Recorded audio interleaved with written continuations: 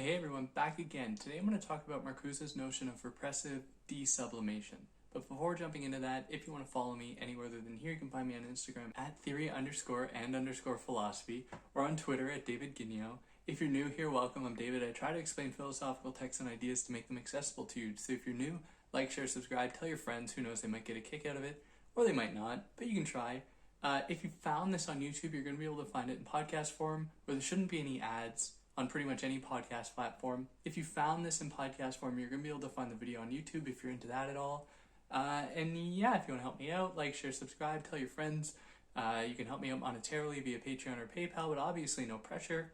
And yeah, let's jump into this kind of complicated idea from Marcuse. Now this comes out of the text One-Dimensional Man that I've actually covered in its entirety on this channel, so you can go and find that, in which Marcuse bemoans the advent of capitalism and late capitalism and what it does to natural human drives, what it does to human efforts to be creative, to have desire in many different forms: sexual desire, desire for self-realization, desire for something like transcendence, and so on.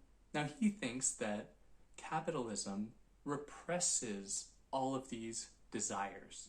These natural human desires are repressed under the weight of capitalism that puts certain obligations on people. Obligations like having to work at the minimum 9 to 5, 5 days a week, which normally translates to 50 or 60-hour work weeks for most people, especially if people are trying to raise children or are single parents who have to work a lot more to pick up the slack.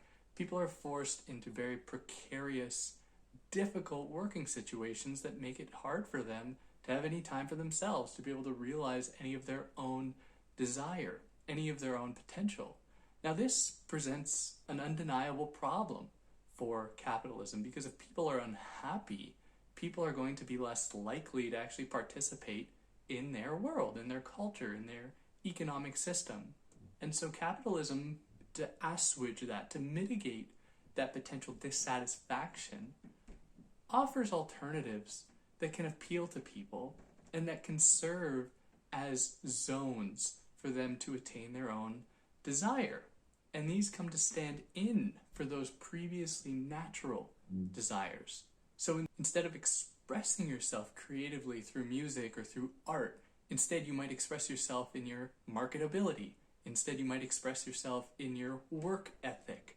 Now all of these forms of expression only serve the end of maintaining the system at hand and maintaining your position within that very system. So one of the ways that I like to think about this is thinking about car ads. And if anyone's ever watched TV, you've probably seen one of those car ads for a Jeep or a truck or something that's always out in the wilderness, in the backcountry, demonstrating how this car is your gateway to be liberated, your gateway to escape the repetitiveness of everyday life, when in fact that so-called escape is only conditioned by capitalism itself, where its possibility is gatekept by having to buy a very expensive truck, but also the very logic of escape, of vacationing, only serves to maintain the system at hand so that you can come back to work after that, ostensibly refreshed, so that you can be a productive worker once again. Now this act, or this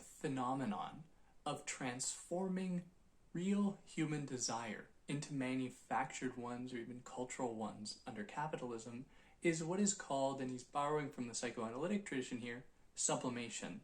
Sublimation is when things not actually associated with human desire comes to contain the energy of that desire and be a site for the attainment of that desire. So when natural human expression or creativity gets transformed into one's work ethic, that desire for creativity has been sublimated into a socially acceptable and, in the case of capitalism, productive form of expression, which just turns into labor. Now Marcuse calls these false needs, and there is a risk that they will become associated with liberation. The idea that, oh, if I only get a job, then I will be liberated. If I only vote for the right candidate in a presidential election, then I will be liberated. And he writes that the free election of masters doesn't actually do anything to get rid of either masters or slaves. All it does is reproduce that system at large, but we are told that voting for political candidates will be the ticket toward liberation. Of course, it just hides the fact that corporate interest is very difficult to actually keep at bay and that politicians have very little sway over what corporations can actually do. They have very little power to overturn the underlying mechanisms of capitalist exploitation that Marcuse is squarely focused on. Now, there is another risk presented here. Not just the risk that people will come to associate sublimated desires with desire itself. There's also the risk that people will be actually dissatisfied with these sublimated desires and will seek to desublimate themselves. And they might do this in, for Marcuse, an incorrect way. So that might look like, for example, somebody trying to liberate themselves from the deleterious effects of working life, of monogamy, of the nuclear family on their sexual desire. And so in order to desublimate themselves, they turn to something like pornography, which is only another repressive enterprise in which to invest your energy. So this is what he calls repressive desublimation. This is the act of tearing down all of those sublimated desires, but only doing so by putting other sublimated desires in its stead.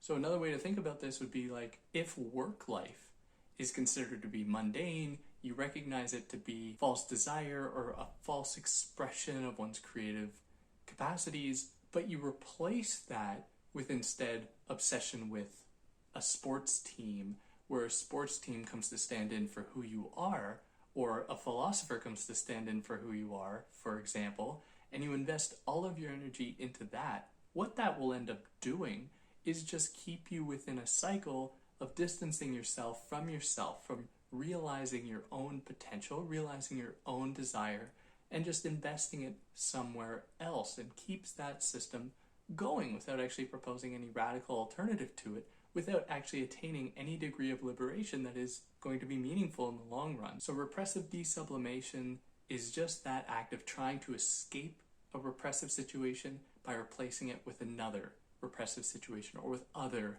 repressive institutions. Now, as far as critiques of this idea go, there are quite a few of them. What are these natural human desires? What do they actually look like? What is natural sexual desire or desire for creativity? Is art, in the way that Marcuse thinks about it, actually a site for liberation? Given the history of art's placement alongside bourgeois culture, it's important to ask how it actually works as a site of liberation. And so there are these important questions that can be asked in exactly how capitalism undoes these natural human propensities, because you must first establish that these natural human desires and drives actually exist before you can say, and then yes, they are being crushed under the weight of capitalist exploitation or under the weight of fascist exploitation or what have you, whatever Marcuse writes about, because he's not just focused on capitalism here, he's very much focused on Stalinism, he's very much focused on fascism as other repressive institutions that seek to impose a rule over the people.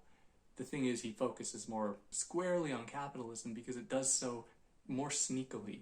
That is, it imposes views of the world onto people and how they should conduct themselves in ways that are a little bit more discreet than Stalinism does, than communism does, than fascism does. And yeah, that's just, I'd love to hear if anyone has any other points to that or thinks that I'm being a little unfair to Marcuse. I'd love to hear about it. If there's anything else, if you like what I did, like, share, subscribe.